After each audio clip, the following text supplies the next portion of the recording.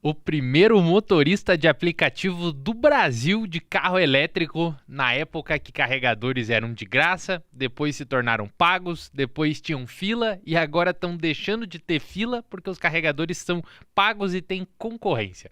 Hoje o podcast Electricar BR é muito especial porque vai ser com o Thiago, um grande amigo meu que já é do mundo de eletrificação há muito tempo e principalmente viveu várias frentes a respeito desse assunto e vai poder contribuir falando sobre a experiência, mas também falando sobre a participação dele hoje na infraestrutura de recarga. Entrou no mundo do elétrico, foi para a infraestrutura, bem como a participação dele também na Associação de Motoristas de Veículos Eletrificados. Então é muito interessante porque a gente sabe todas essas dores de não dá para pôr o carregador em casa, bombeiros e tudo que você pode imaginar. E um papo que eu acredito que vai ser muito legal. Então, peço aqui para a gente dar o muito obrigado ao Thiago. Obrigado por ter vindo. Eu que agradeço pelo convite, Matheus. Na verdade, a gente já está até enrolando um pouquinho, né? Mas, graças a Deus, surgiu a oportunidade e estamos aqui para conversar. E faz tempo que você anda de elétrico, né? Conta aí. 6 anos. Comprei meu primeiro carro elétrico em 24 de outubro de 2019 e estava com ele até um pouco mais de 2 meses atrás. Ou seja, foi também o carro que eu segurei comigo por mais tempo, 5 anos e meio. 24 de outubro de 19. 24 de outubro de 19. Cara, não tinha nem pandemia, não tinha carregador, não tinha... Era só mato. Quando eu cheguei era só mato. Caramba. Pensa que naquela época não tinha um carregador sequer de corrente contínua na cidade de São Paulo, com exceção de um que ficava em frente à sede da ABB. Que a BB colocou um carregador rápido na frente da sede dela. Exatamente. Então não era um serviço, na verdade. Era, digamos, o marketing da empresa, uma vitrine, né? E era um carregador que era utilizado constantemente, não parava. Saía um carro e entrava outro. E era um carregador que hoje a gente considera obsoleto porque só carregava um carro de cada vez. Quanto custava? Não custava. Aí que tá. E que carro que você achou para comprar em 2019? O que tinha de opções? Bem, vamos começar por que eu fui comprar, né? Eu fui comprar por causa da isenção do rodízio e eu nem estava sequer procurando elétrico. Aliás, nem sabia da possibilidade de ter um elétrico. Eu estava procurando um híbrido, um Prius, para ser mais exato. E em janeiro de 2019 eu vi uma publicidade, simplesmente apareceu para mim a publicidade de um Jaque EV40, que ainda sequer tinha sido entregue. Eu comprei na pré-venda em março. Dia 10 de março de 2019 eu fiz a reserva. Nossa, ele demorou para chegar ainda. 9 meses. Foi uma gestação. E o que você podia olhar de carro elétrico para comprar nessa época? Porque antes a gente dar opinião sobre o carro que ele comprou ou não, o que tinha para olhar? 2018, no Salão do Automóvel, vieram algumas marcas com os elétricos só para apresentação. E 2019 começaram a entregar os primeiros. Tinha o Renault Zoe, que ainda não tinha nem sequer a entrada CCS2 no Brasil. Não carregava rápido. Não carregava. Sim, carregava em 22 kW em corrente alternada. Né? Então, se for pensar, carregava rápido. Semi-rápido. Né? 2 horas numa corrente alternada, se você achasse um carregador trifásico. Veio o Nissan Leaf, da segunda geração, porque tinha da primeira geração que veio só para taxistas na época. Logo em seguida veio o Chevrolet Bolt em 2020. Inclusive, sabe que o primeiro lote, se eu não me engano, de 30 Chevrolet Bolts, 27 foram vendidos para o pessoal da Bravei. Que é a Associação Brasileira dos Proprietários de Veículos Elétricos e Inovadores. Que você já faz parte há muito tempo, né? Faço parte desde o mês que eu comprei o meu carro elétrico. Em novembro eu entrei e desde então estou lá. E aí eu podia comprar um Renault, um Nissan, um Chevrolet? E era isso. Tinha o BMW 3? BMW 3, é verdade, BMW 3. Inclusive o BMW 3 foi o primeiro carro e o único por muito tempo vendido no Brasil para pessoa física. Os outros era só frota, algum projeto. Então ele começou a ser comercializado em 2014 para 15. Isso aí. Né? Baterias de 22 kWh apenas. Alguns modelos tinham motor de extensão de autonomia, o REX. Né? Sim. Depois disso, também teve... Não, antes disso, inclusive, o Mitsubishi Miev. Sim. Se eu não me engano, teve somente 6 unidades vendidas no Brasil. Aí não conta, né? Não conta, mas um deles, pelo menos, passou por 3 ou 4 associados da Bravei. Sim. Que foi o Clemente, o Zeno, depois teve o Rafael, o Brandão, tudo no mesmo carro. Esse carro é legal até da gente colocar aí nas fotos, porque ninguém sabe, né? Ninguém sabe. Esse carro é um carro muito raro.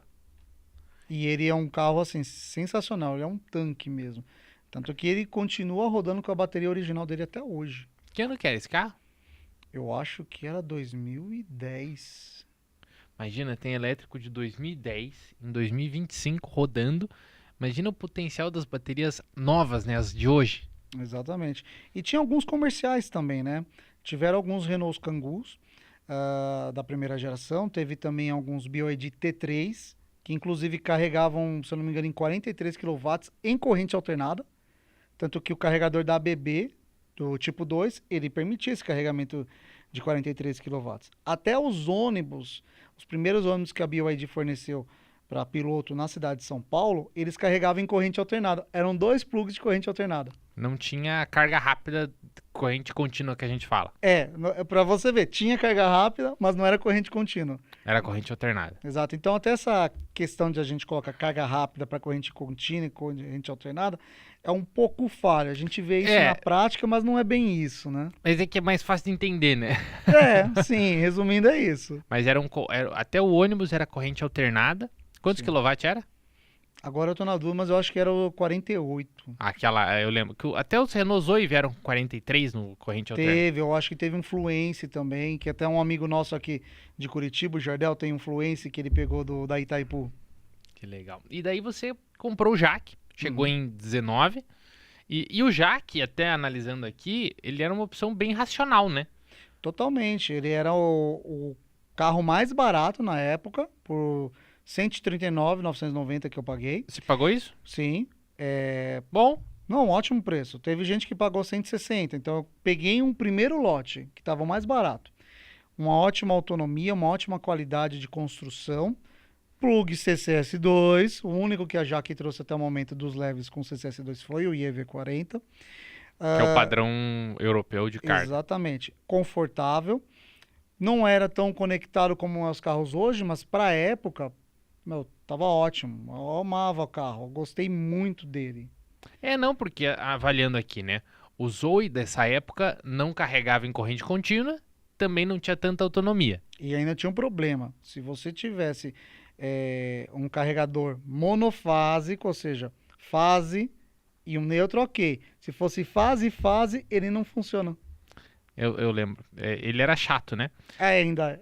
Aí o Nissan Leaf também tinha seus problemas de principalmente aquecimento de bateria e o plug, Sim, né? Sim. E o Chevrolet ainda não tinha chegado. Sim. O Jaque, à época, era o que tinha mais autonomia, o tamanho era o maior, quase era bem grande o carro, né?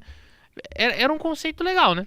E o que me fez levar também pro Jaque, né? Primeiro que eu já estava na marca, eu tinha um Jaque. Aliás, eu tinha Jaque desde 2012. Seria o meu quarto Jaque.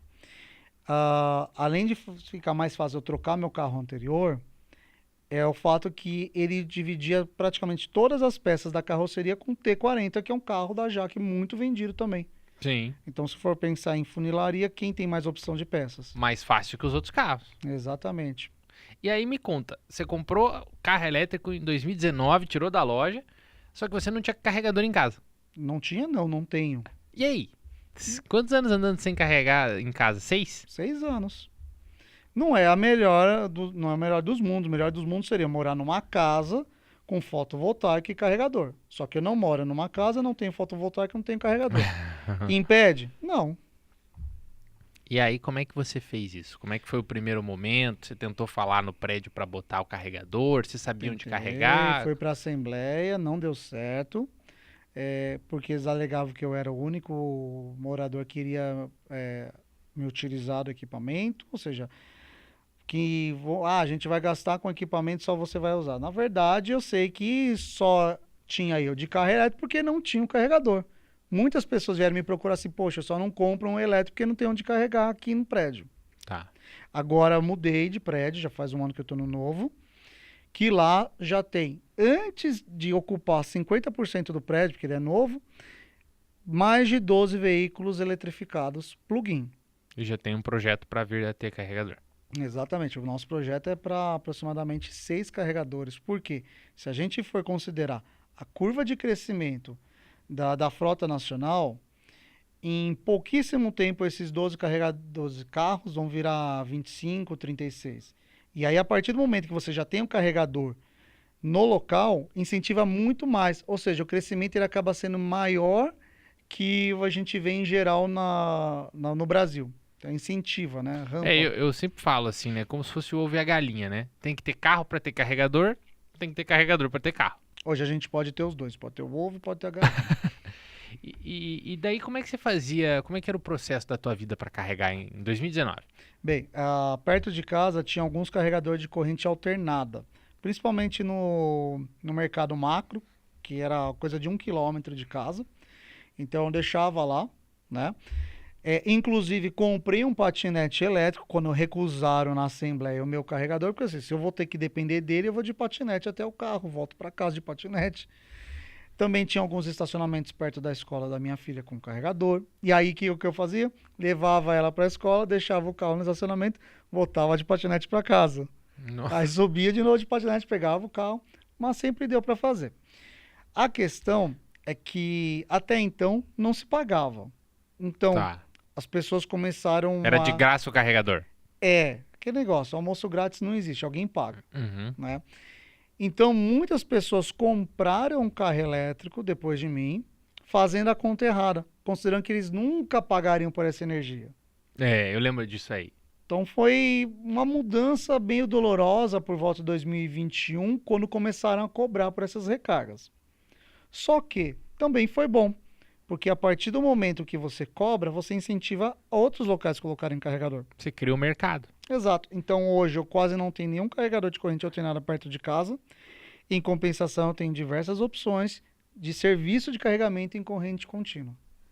E você consegue ter um atendimento melhor da infra também, porque as empresas são mais sólidas também, tem 0800. Não só isso, é um serviço que eu posso cobrar qualidade. É. Eu vou cobrar do dono do supermercado, seu carregador não está funcionando. Tá assim, tá, e daí? O seu carregador de graça parou de funcionar. É a mesma coisa que você chegar hoje num restaurante e falar assim, pô, qual é a senha do Wi-Fi?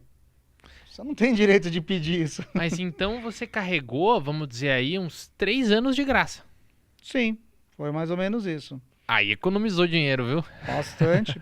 E foi exatamente no período que começou a subir o combustível, né? Olha só. Pensa que até 2019 a gasolina não custava nem R$4. E pra mim já tava caro. Né? Pra mim já tava caro, R$4. Imagina agora, 6.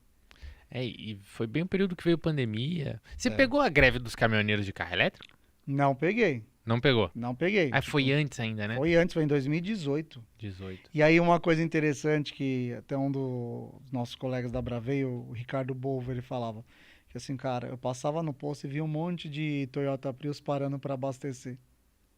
Assim, pô, aí não faz mais sentido aquela propaganda do híbrido que não precisa de tomada, não. É o híbrido que não tem tomada para carregar se você quiser. Sim, é verdade. E daí, 19, carregava de graça e você trabalhava no aplicativo. Sim. Como foi essa relação? Uma segunda renda, né? Segunda renda. Isso. Foi muito bom, porque peguei, assim, a novidade, né? Então, tanto para os passageiros como para os motoristas também.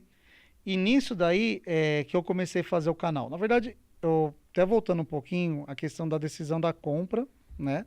Comprei tudo e aí fiquei esse período aguardando o carro, consumindo conteúdo na internet. Quando chegou o carro, eu percebi que metade das coisas que falavam na internet sobre o carro elétrico estava errado. Ah, é? Questão de tempo de carregamento, autonomia, tudo a gente aprende da pior forma, né? Testando. Mas aí eu decidi criar um canal no YouTube para falar da rotina do carro elétrico, não para mostrar a maçaneta, apesar de a gente gosta de mostrar os detalhes, tudo, né? O carro é bonito. Então eu comecei a mostrar assim, olha, é assim que carrega, é o tanto que tempo que demora, é assim que funciona o freio, coisas bestas, mas essas coisas bestas não tinha.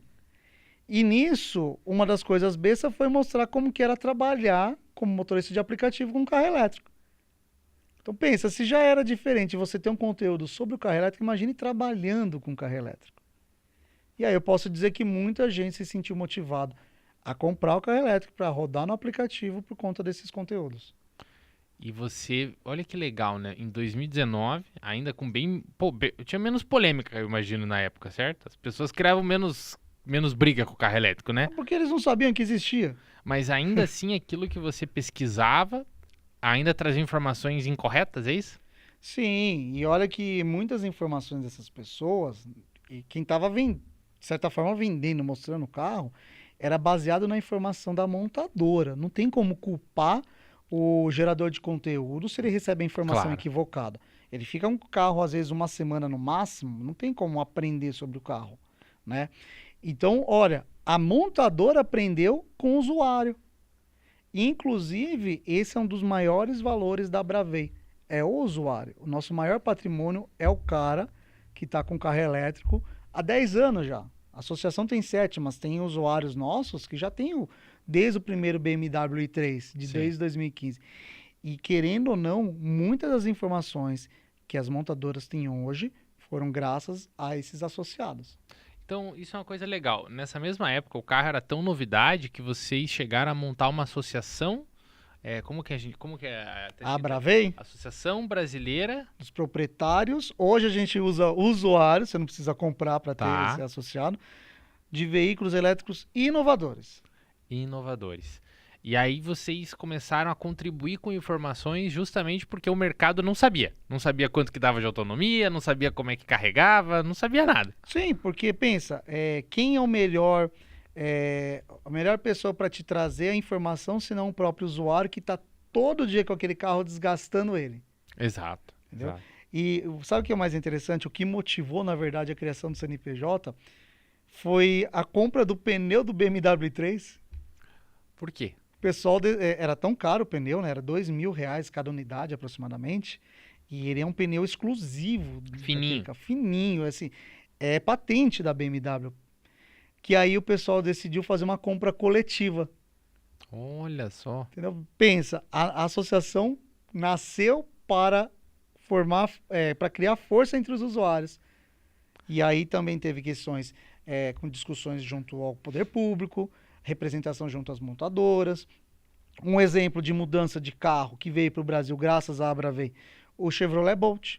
Ele deveria ter vindo com tipo 1, mas ouvindo a Bravei, eles mudaram para o padrão europeu tipo 2. Que é a maior parte dos carregadores que a gente tinha instalados. Exatamente. E não é à toa que a maior parte era o tipo 2, apesar de ter alguns tipo 1 por causa da Nissan, mas quem fomentou os primeiros carregadores no Brasil foram as montadoras alemãs. BMW, Audi e quem mais que teve? A Mas Porsche. a Porsche, algumas, mas as primeiras a trazerem os carros para o Brasil foram a BMW. E a Nissan tinha alguns carregadores tipo 1 também, mas Teve o a Volkswagen. Volvo. A Volvo. A Volvo. Então, os principais fomentadores da rede de recarga no Brasil no início foi BMW e Volvo. E daí, isso é um assunto legal, né? Eles trouxeram os carros com o padrão de carregar da Europa, consequentemente, os carregadores que foram instalados eram do padrão tipo 2 ou CCS2. Exatamente. Então, aí é o mercado regulando. É o mercado, é o próprio mercado se ajeitando. Sim. E aí uma das coisas que a Bravei contribuiu foi fazer o Chevrolet que ia vir elétrico vir do plug mais comum do Brasil. Exatamente. Bacana. E daí esse tempo que você trabalhou, a gente falou de aplicativo, você trabalhava com energia de graça. Sim. De graça para mim. Ninguém me cobrava essa energia. Sim. Mas, por exemplo, por bom tom, né? Eu consumia alguma coisa no mercado, ou quando eu ia num posto que tinha um carregador, eu também consumia lá, ou pagava o valor lá do estacionamento. Então, de certa forma, sempre procurei monetizar aquilo para incentivar a manutenção do equipamento. Sim. É porque se o equipamento não se paga, ele não tem o cuidado dele, né? Exatamente. Um dia ele vai quebrar e o cara fala assim, eu não vou consertar, não tem porquê. E Thiago, como é que foi assim? você vê essa movimentação do mercado? Você comprou o carro e depois eu sei que você se envolveu com algumas empresas que trabalhavam com instalação de carregadores, recarga, até a gente conversou já algumas vezes, e ao mesmo tempo você viu novos carros chegando, né? Como é que foi esse cenário brasileiro, vamos dizer, de 2020 para cá de carro elétrico e híbrido? Foi eletrizante. Na verdade que a gente até se sente renovado cada vez que entra uma nova empresa, não achando que ela vai ser a nova mudança do mercado, mas a gente sabe que é a prova que o mercado ele está se consolidando cada vez mais. E a prova da questão de concorrência, não sei se tem algum problema de falar marcas aqui. Não, Então imagina. vamos falar, a BYD ela conseguiu derrubar o preço dos carros, Sim, entendeu? claro. Então, querendo ou não, a gente estava vindo de uma clive, né, uma crescente de preços dos veículos que já estavam no mercado. E aí, quando a BYD chegou com o veículo para a pessoa física, porque ela já estava no Brasil há alguns anos, né? Trazendo primeiro o TAN, depois o RAM, e aí chegando com o BYD Dolphin GS, aí ela fez uma bagunça O gigantesca no Dolphin mudou mercado. tudo. O Dolphin mudou tudo. E veja que na mesmo, não mesmo, mas muito próximo, que veio o Dolphin GS, logo em seguida veio o Ora 3 GT e o Ora 3 Skin, que também foi mais um veículo no mercado para concorrer. E aí a gente via veículos que já estavam consolidados no mercado, que as pessoas aceitavam pagar aquele preço, tendo que baixar 50 mil reais no carro. Concordo. A gente lembra bem, né, do movimento que a Peugeot baixou o preço do E2008. A gente lembra também que os próprios Kwid elétrico, o Caoa Chery, todos eles acabaram tendo que se balizar pelo que era esse novo mercado, que quem, na minha opinião, provocou muito foi a BYD. Total. E ela conseguiu fazer isso com apenas um navio, né? Trazendo um navio só com 7 mil veículos de uma vez, aproximadamente, né? É uma boa análise. E assim, eu acho que além disso, a gente viu os elétricos chineses, né? Você até tinha um, mas a gente viu essa nova chegada dos BYD, com carros com muito acabamento, que tinham uma autonomia legal, eram modernos e o preço era bom. Sim. E outra coisa que foi novidade é que até então você tinha fila de espera para o carro. O BYD ele chegou com a pronta entrega, coisa que até então nos elétricos não era muito comum. Você ter um carro zero disponível para você levar para casa em uma semana, tempo de documentação.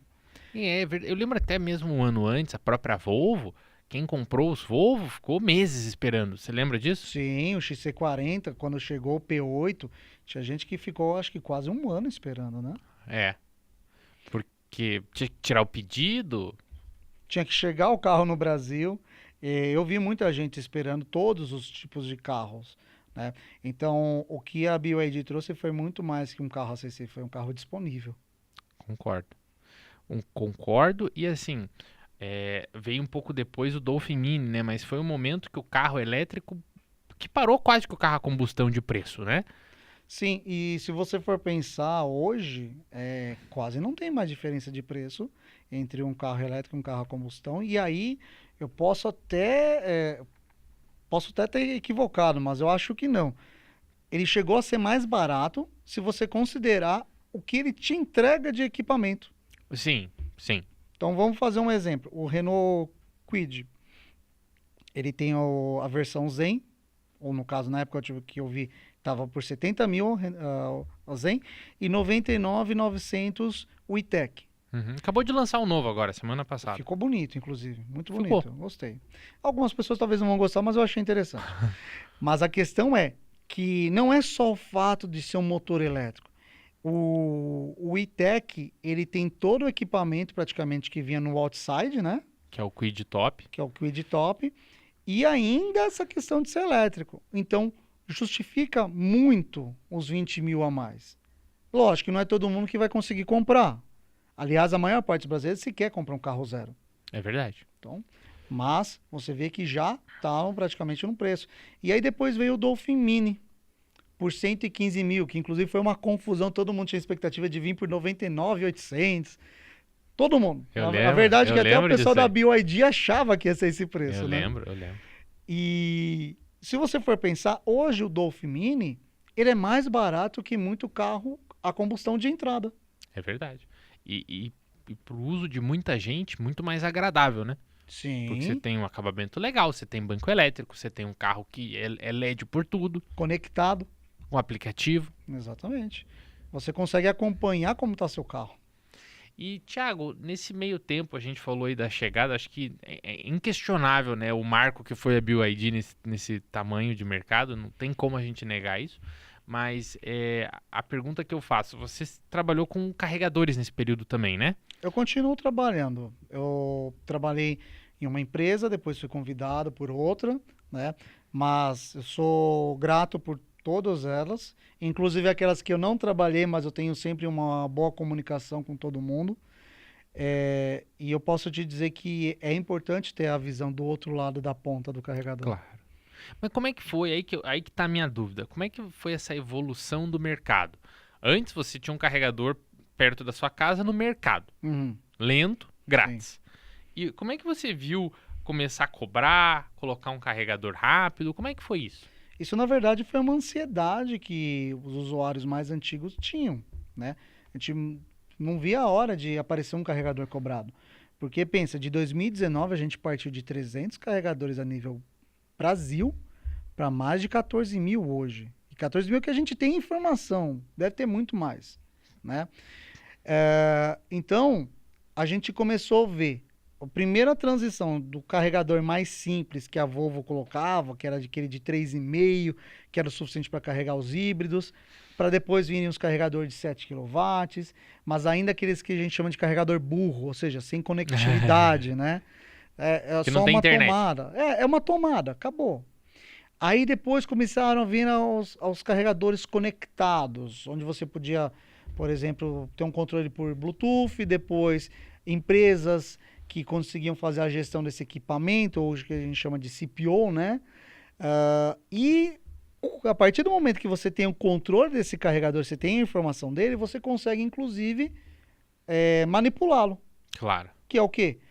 Eu deixo ou não você carregar. A partir de que momento que você vai carregar? A partir do momento que você me pagar também. Então deixou de ser uma tomada besta de conveniência para um serviço de carregamento. Graças ao fato dele ter essa conectividade. Exatamente. Hoje, se você não tivesse essa conectividade no carregador, daria para cobrar? Daria. Mas até os postos de ter um frentista. combustível. Exatamente, tinha que ter um frentista. O posto de combustível, o que o frentista faz para liberar a bomba? Às vezes ele passa um cartão dele. Sim. Então, querendo ou não, a bomba também é conectada, mesmo que a cobrança seja ali em dinheiro. E aí, como é que foi? Esse é um bom ponto. E quando que você viu, como você viu o aumento desses carregadores? Por exemplo, a primeira empresa que decidiu colocar um carregador mais potente público. Como é que foi essa organização? Bem, a primeira coisa foi que eles tiveram que realmente bancar, né? Uma empresa chegou e falou assim: acredito, vamos lá que vai dar certo. Tem um investimento inicial muito alto, né? Então foi até uma parceria, falando assim, de carregadores dentro da cidade, não fora. Porque fora já tinha alguns. É até E interessante pode falar falar isso. das empresas, tá? Não precisa. Não, é que eu acho que a gente tem que retroagir um pouquinho. Vamos falar um pouco dos carregadores rápidos nas estradas. Tá. Que aí eles vieram de uma forma que era grátis, porque era pesquisa e desenvolvimento, era o programa P&D. Por isso que era grátis. Eu lembro disso. O P&D não permitia a cobrança. Então, a gente via esses carregadores surgindo por conta que era obrigatório que as empresas gastassem, as distribuidoras de energia, elas tinham aquele valor compulsório para pagar para a ANEEL, e a ANEEL tinha que incentivar projetos. Então, beleza, surgiram as primeiras eletrovias dessa forma, através desse recurso de pesquisa e desenvolvimento. Na Dutra, na Anhanguera Bandeirantes, aqui no Paraná, fazendo ligação Paranaguá até Foz do Iguaçu, em Santa Catarina, e assim foi se espalhando. A EDP também depois começou a fazer a Regis Bittencourt. Então, os primeiros carregadores rápidos surgiram assim, pesquisa e desenvolvimento. De graça. De graça, mas é de graça para nós. Aí começaram a surgir as empresas onde elas começaram a testar o carregamento ali, a C, até que falaram assim, não, beleza, tem mercado dentro da cidade. Aí veio a Tupi junto com a Shell Recharge, colocar o primeiro carregador da Shell Recharge na América Latina, em São Paulo, a 2 quilômetros de casa. Olha só que maravilha. Então foi muito bom. O primeiro carregador de 50 quilowatts, carrega até hoje, né? O carregador está lá ainda um carro por vez. Mas, pensa, um carregador de corrente contínua na cidade era raro. Ou para não falar raro, não, inexistente. Porque o da BB, ela já tinha até saído e não tinha mais aquele carregador anterior. Então você vira a fila de 4, 5 carros para carregar lá. Aí o que acontece? As empresas falam assim, caramba, tem mercado. Vamos investir também, eu também quero fazer parte da brincadeira. Então depois da Shell Recharge com a Tupi, surgiram outras empresas.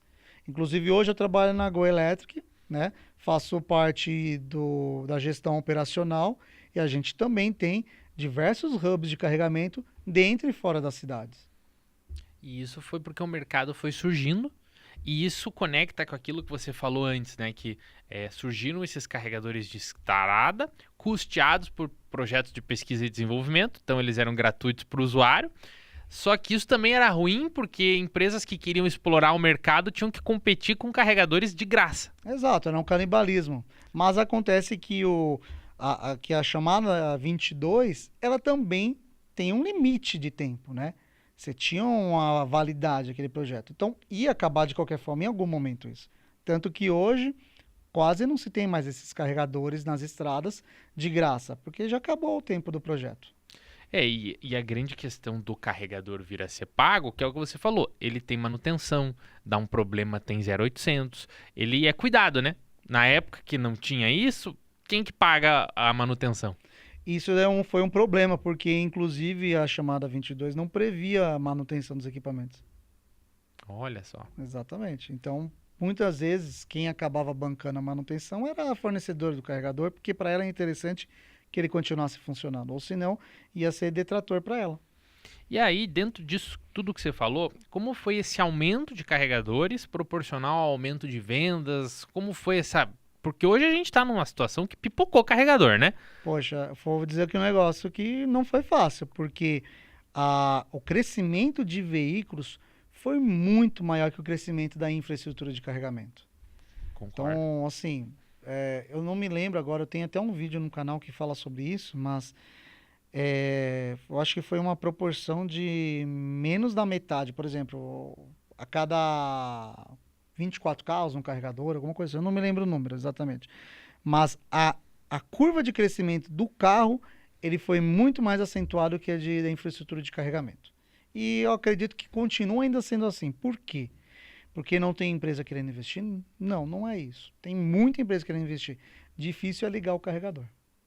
Difícil é você conseguir a conexão na rede elétrica. Exatamente. A maior dificuldade que você tem hoje para ligar um carregador não há investimento. É você conseguir achar um local que já tenha a demanda de energia disponível, né? Porque se você precisar pedir, vai demorar e vai sair caro.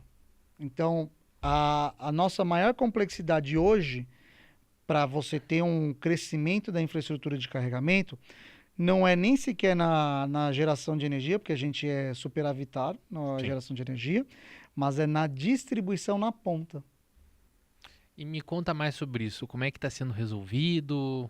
Você vive isso, né? Sim. Como é que você está sentindo essa evolução? Olha, se você quer ter um carregador, o ideal é procurar um lugar que tenha aquela demanda já disponível sobrando. Por exemplo, como estratégia, muitos lugares acabam procurando postos que tinham GNV. Tá.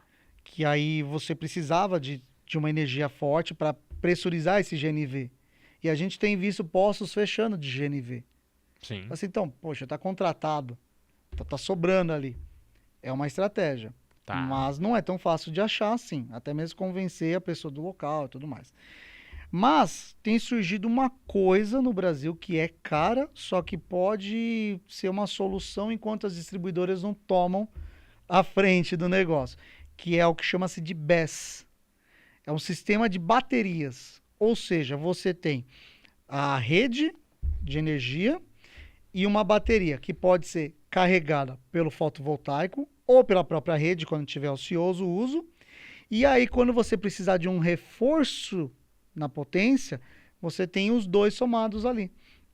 Inclusive, essa tem sido a estratégia para as garagens de ônibus em São Paulo. Algumas já estão colocando o sistema de bateria para conseguir carregar a sua frota à noite. Porque o sistema de bateria, ele faz com que você não precise depender tanto da rede, né? Nesse caso, ele acaba sendo a soma, né? Mas sim, você pode ter essa independência, como você pode ter esse reforço. E aí, com a bateria, você tendo a energia armazenada, você consegue passar para o carregador e não precisa pensar tanto se a potência, se a rua tem a potência adequada, né? Sim, lógico, a bateria também tem sua limitação. Enquanto maior essa potência, mais caro vai ser o equipamento. Mas é uma solução, talvez paliativa, para contornar alguns problemas da entrega de energia no local, no imóvel. E, Thiago, e esses carregadores, vamos dizer assim, se é que a gente pode usar essa palavra, mais regionais? Que é aquele carregador de 50 kW de potência que a gente vê aqui perto, tem no estacionamento, tem ali. Esse é um pouco mais fácil de ligar, né? Sim, até porque, em geral, esses equipamentos, eles já vai ter a energia disponível no mercado, naquele local. Passou de 70, inclusive você precisa ter, se eu não me engano, uma entrada exclusiva. Tá. Então, assim, muitos locais começam com equipamentos de 30, 40, para que eles consigam se estruturar, já ter aquele território marcado, ou seja, opa, tem um carregador aqui, e aí quando ele consegue aumentar a demanda, aí coloca um equipamento de 120, equipamento de 180, coloca mais de um equipamento. E como é que você está vendo a atuação dessas empresas para conseguir colocar esses carregadores? Por exemplo, negocia o ponto com um proprietário, divide a energia, compra o equipamento de uma empresa chinesa. Como é que você está vendo essa forma de evoluir? Tem vários tipos de contrato. Muitos, inclusive, estão comprando equipamento e pedindo para a empresa operar. Os principais que fazem isso são, inclusive, os postos de combustível, porque eles entenderam que não é uma concorrência. Pelo contrário, é um novo produto para ele vender para alguém que já tinha abandonado ele. Da mesma forma que ele vende gasolina, etanol, diesel, GNV... Vai vender energia elétrica. Vai vender energia elétrica, é um abastecimento. Então, tem grandes redes, inclusive, criando sua própria rede. E um exemplo desse é o Grau, que criou o Eletrograu. Eles têm a bandeira dele de posto de gasolina. Petrograu. Petrograu, e agora tem o Eletrograu. E aí você explora mais um produto. E como é que ele cria os meios? Ele compra um carregador de fora? Ele contrata uma empresa de gestão? Geralmente ele faz o quê? Ele contrata uma empresa que entrega tudo para ele. A gente chama de turnkey. Ó, tá aqui o seu negócio na tua mão. Então vem a empresa, faz a aquisição do equipamento, pode ser importado, pode ser nacional. Temos algumas empresas que já montam aqui, inclusive a WEG. Sim. Né? Nós temos também empresa no Caxias do Sul, acho que aqui no Paraná também tem uma empresa que faz, né? Aí você tem a instalação do equipamento, ou seja, a infraestrutura. Muitas vezes você precisa fazer esse contrato também com a empresa distribuidora, então, poxa, quem que vai ter essa expertise? Quem já tem essa experiência com carregadores mesmo, já faz essa parte também junto às distribuidoras de energia. E aí vem a parte do negócio, que você acha que é só colocar um carregador, mas não. O seu problema começa a partir do momento que o carregador está ligado, que é o cliente. E então não adianta você só colocar um carregador ou achar que vai ser tudo self-service. Ah, não, tá conectado na internet. A gente sabe que coisas, para não falar merdas, acontecem.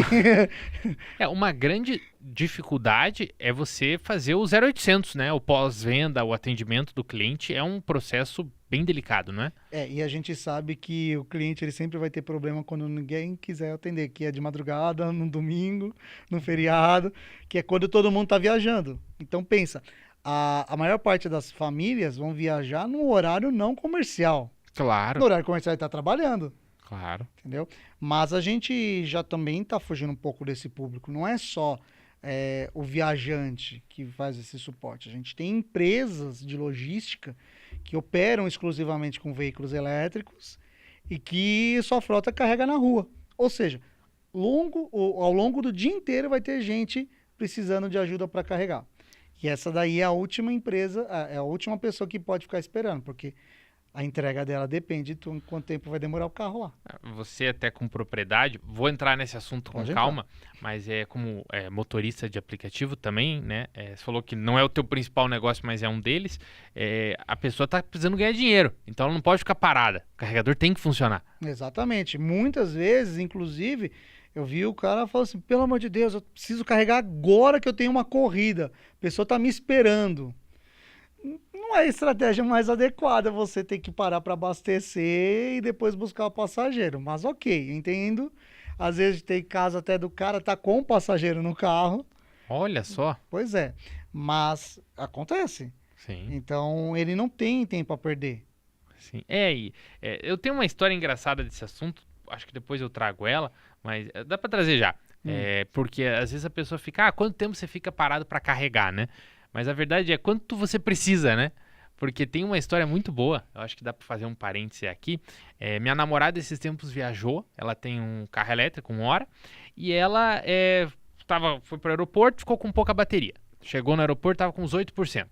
Aí ela depois falou, puxa, eu precisava trabalhar, tal, fazer minhas coisas do dia, precisava rodar uns 40 quilômetros, só que eu preciso carregar. Aí eu falei pra ela, não, fica tranquila, deve ter um monte de carregador perto do aeroporto, você carrega uns 15 minutos e vai dar conta. E é verdade, né? O que é interessante?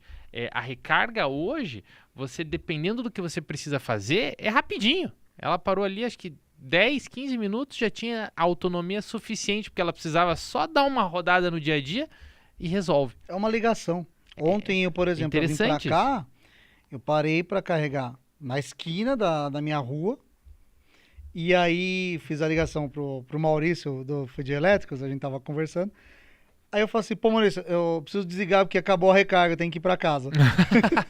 Então, como a gente veio até aqui o estúdio hoje, né? Inclusive, já vamos fazer um agradecimento. Todo esse podcast aqui acontece no estúdio BG9 Entretenimento. Bonito, né, Thiago? Pô, achei lindo, cara. Mas se fosse só, talvez preto e branco aqui com o símbolo do Corinthians, seria melhor. Todo mundo que torce pro Corinthians fala isso. E aqui um agradecimento ao estúdio BG9. Mas foi um exemplo. O Thiago chegou, o Thiago vai voltar depois aqui para São Paulo, né? Sim. Ele chegou, tava com 83%. A gente na conversa falou, puxa, vamos ver se tem um carregador perto do estúdio? Aí falou, vamos. Abrimos ali, vimos que tinha no estacionamento aqui perto o carregador. Fomos até ali, alguns passos para frente. Como é que funciona? Não, tá aplicativo, pronto, vai voltar, tá carregado. E provavelmente era o estacionamento que eu iria parar, porque é o mais próximo do estúdio. Então, olha que coisa, né? Tá ficando cada vez mais fácil. Então, isso conecta com o exemplo até que eu falei da minha namorada, que hoje, você pensa, você tá aqui e rapidamente, 5 minutos, você já acha um carregador bom. E imagina daqui a 10 anos, imagina daqui a 2, 3, 5. A gente evoluiu da tomada amiga para a seleção. Por exemplo, como eu estava até te comentando, a gente tá vindo para cá. Eu sempre tive na minha cabeça que um dia a gente deixaria de escolher o estacionamento que tem o carregador para excluir aquele que não tem. Assim, pô, peraí, como que você não tem carregador no seu estacionamento? Exatamente. E é legal isso, né? Porque muita gente fala, pô, falta infra, como é que tá a infra? Mas eu digo, já viu quantos tem hoje em dia? Como melhorou, né? E se você for pensar na tomada amiga, a gente tem mais pontos de carregamento no Brasil que bomba de combustível.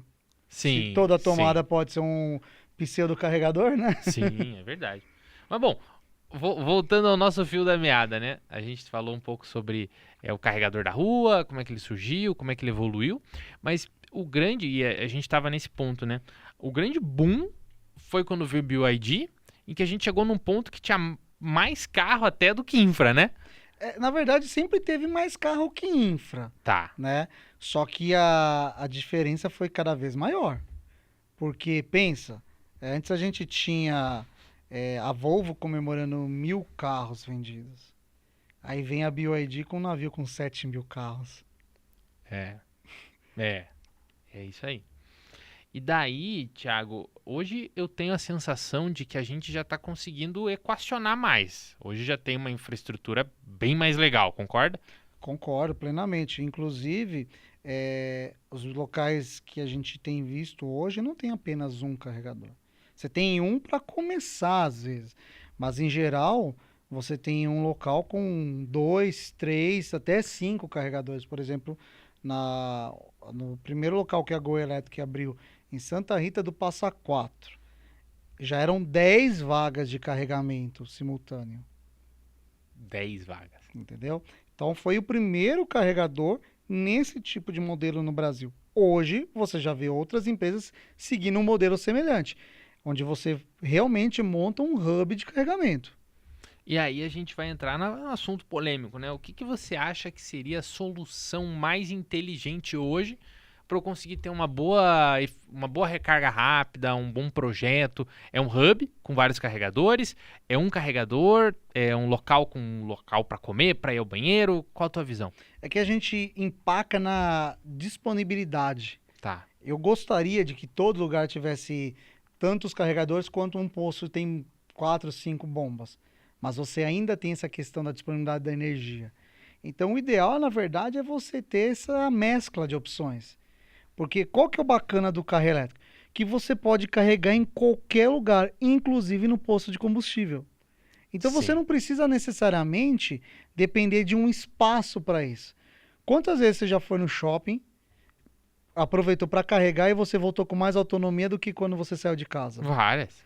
Quantas vezes você foi para um aeroporto com autonomia e voltou de uma viagem e seu carro estava 100%? Ou vai para um hotel. Você está indo para o hotel, é seu ponto de parada, você não tem nem pressa para carregar. Entendeu? Então, assim, a questão é, o carro elétrico, ele te dá uma variedade de opções. Então, você pode ter desde os hubs de carregamento, superchargers, como a Tesla tem, como simplesmente o carregadorzinho básico, 7 kW lá, Que pra fica quem não tem carregando e tá tudo pressa. certo. Na tua casa você tem um quê? Você tem um carregador gigantesco? Não. Não, por quê? Você não precisa. E ainda assim, vou trabalhar. Tá bom. Você vai querer sair no meio da sua reunião para tirar seu carro da vaga de carregamento? Não. Então não tem por que colocar um carregador de corrente contínua num ambiente que você pretende ficar 6 horas sem ter que ir no seu carro. Eu tenho até, agora que você entrou nesse ponto, eu tenho até um comentário para trazer aqui, pessoal. Quem me acompanha, tudo, eu fui para Itália, né, agora em agosto, e lá eu aluguei um carro elétrico e eu fui usar para viajar. Eu cheguei num hub bem legal de recarga, carregadores bem bons, potência legal, e aí eu fui, poxa, vou no carregador mais potente. Por quê? Porque, vou ver qual que é o melhor, o que carrega mais rápido. Eu fui. Aí eu fui no mais potente, carregou o carro ali 80% em 80% ou 67%, eu acho. Não deu 17 minutos. Não deu tempo nem de lavar a mão no banheiro. Não deu tempo de terminar os vídeos que eu queria fazer. Eu tava gravando quando eu falei, meu Deus, tem que gravar mais rápido que o carro já tá com 70%. Atrapalhou o conteúdo. Mas aí eu deixei o carro carregando. Só que eu paguei lá cerca de 0,89 euros por quilowatt-hora. E aí eu fui ver, o carregador mais potente que eu tava usando tava até mais vazio que os do lado, que eram mais lentos. Por Porque quê? sai caro. Exato, porque o que eu percebi? O europeu, ele já sabe ali que ele parou e nem sempre ele tem essa pressa que eu tava, né, de querer ver o mais rápido. E ele coloca no carregador que era 0,59, 0,49, ou seja, bem mais barato por quilowatt-hora e mais fraco. Por quê? Porque nem sempre você precisa do mais rápido. Inclusive, assim, eu nunca fui para a Europa, mas eu estudo bastante. Você tem tarifa variável conforme a potência que você escolhe. Isso mesmo, Você consegue escolher a potência e às vezes você colocar na potência máxima sai muito caro, muito mais caro que o carro a combustão. E olha que o combustível na Europa tá caro, Sim. então não faz sentido. Você quer? Tá bom. Quer pagar o preço? Mas sai bem mais caro. Eu teria gastado muito menos usando um carregador mais lento e aí tendo levantado, indo lá, indo na conveniência, alguma coisa. E esse movimento, a gente tem até um carregador aqui em Curitiba, ali na Carlos Carvalho, que ele tem um exemplo disso. Tem um que é mais caro e mais potente. Outro é mais barato e menos potente. O mais barato é muito mais cheio.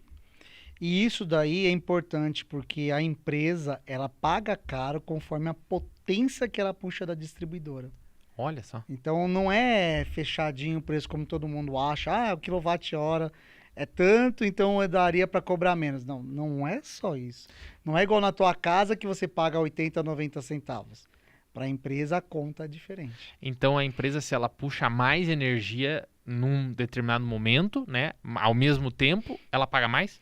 A gente em casa também, a gente tem o que chama de demanda cativa, ou seja, o mínimo de consumo que você vai ter, aquela potência ali e tudo mais. Mas vamos o uso residencial é muito mais barato. Agora, pensa você está partindo de uma residência para um consumo industrial, dependendo do hub de carregamento que você está montando. É verdade. Então, o custo vai sair bem caro. E, às vezes, a empresa ela toma um prejuízo nessas recargas aí. Ah, é? Ah, legal, vamos botar 4 ou 5 carros para carregar ao mesmo tempo. Aí, meu amigo, a conta vai sair cara. Oh, então tem que equiparar. Tem. Eu, assim, eu não sou especialista nessa parte, mas eu sei que a conta não é tão simples assim, só ver o quilowatt-hora ali e fazer a adição ali do lucro, não. E vamos falar de dinheiro, então. E como é que faz, vamos dizer assim, para fechar a conta de uma empresa de recarga? Quanto é o preço mais coerente a ser cobrado por quilowatt-hora de energia? Qual a tua visão? Então, é difícil você acertar isso, porque tem toda essa questão da demanda, né? Fora o custo operacional, tudo. Mas, no final das contas, o que faz fechar a conta é consumo. É o menor tempo ocioso possível do carregador. Você tem que fazer ele funcionar. É igual avião. Avião no pátio dá prejuízo, né? Equipamento parado também dá prejuízo. Então, você já fez aquele investimento. Se você tem um local que tem uma incidência de veículos elétricos, provavelmente vai fechar muito mais rápido que aquele local que está parado. Então, a maior parte das empresas hoje está investindo em carregador de corrente alternada, de corrente contínua, exatamente porque você aumenta o fluxo de consumo de energia. Pensa, você está saindo de um estacionamento onde ele, ao longo do dia inteiro, 6 horas vai consumir 40 kWh, que é a mesma coisa que qualquer carro hoje no mercado pode consumir entre 1 ou até meia hora. Então é a diferença de você fechar a conta de 6 horas em apenas 1 hora ou 30 minutos. E aí vem outras estratégias, como exatamente você ter clientes cativos, como por exemplo frota. Frota. Então, essa é outra questão que eu escuto. Que o que mais tem dado retorno para quem colocou carregador rápido na rua é frota e motoristas de aplicativo. Sim, porque são as pessoas que mais vão consumir. É só você avaliar que uma pessoa que não tem uso comercial do seu veículo tem, em média, 13 mil quilômetros rodados por ano. Tá. Ou seja, um pouquinho mais de 1.000 quilômetros, em alguns estados menos. Você pega um motorista de aplicativo, ele roda por volta de 100 mil quilômetros por ano. Ele roda muito mais. Exatamente. Ele gasta muito mais. Exatamente. E aí, se você for pegar uma frota, é a mesma coisa. Em torno de 250 quilômetros por dia, se não for mais até, fazendo entrega. E isso se o carro ele não ficar para o segundo motorista depois. Eu tô ouvindo isso. Eu tô ouvindo exatamente isso. Eu fui para Manaus num evento e lá em Manaus foi uma pessoa lá na concessionária e falou, ó, aqui tá se tornando comum alugar um carro elétrico, vamos botar um valor aí, R$6.000 no mês, dividir 2 motoristas, um trabalha de dia, outro trabalha de noite. Tinha uma empresa em São Paulo, ela ainda existe, né?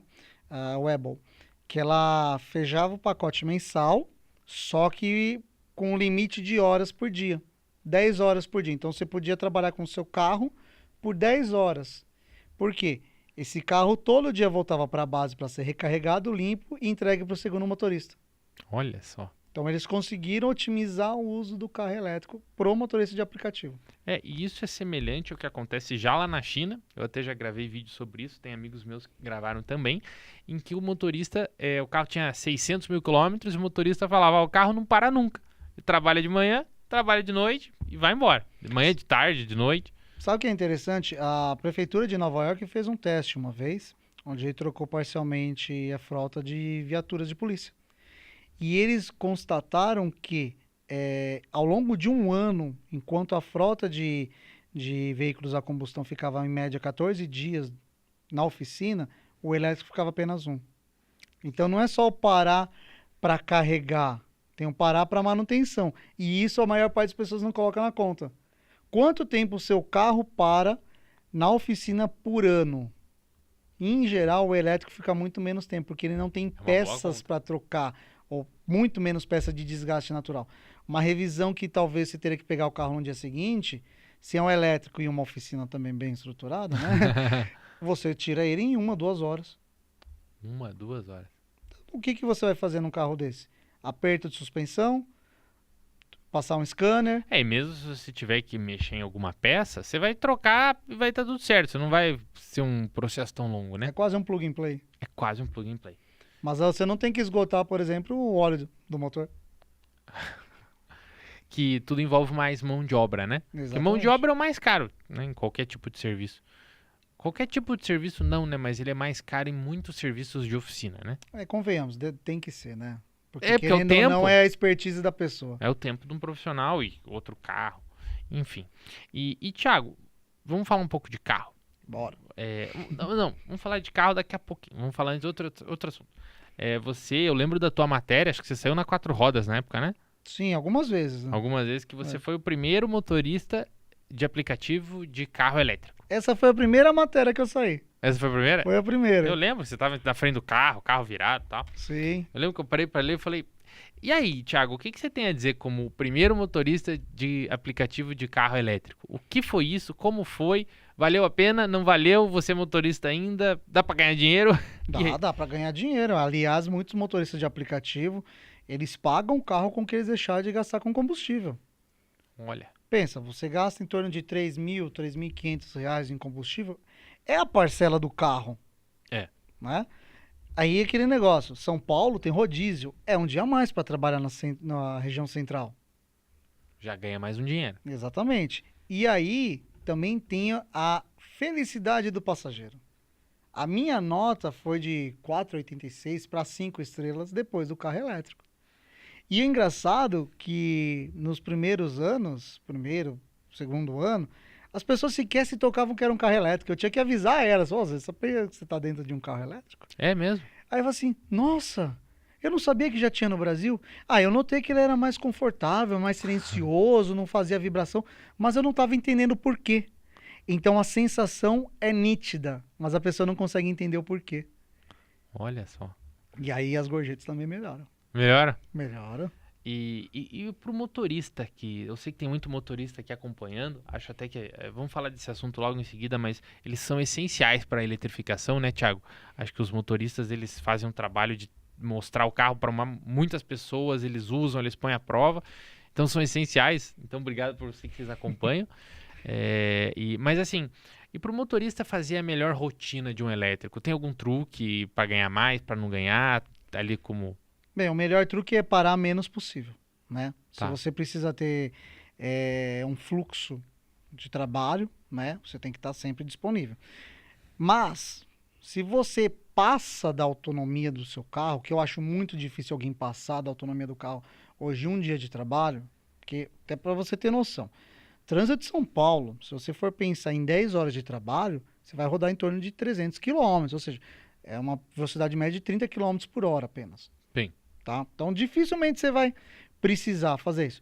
Só que se você precisar carregar no meio do dia, carrega exatamente no meio do dia, que é o horário com menor demanda. Então, a estratégia é utilize o momento mais, digamos, improdutivo para fazer outra coisa, inclusive carregar. E quando você carrega, o que você pode fazer? Vai estudar.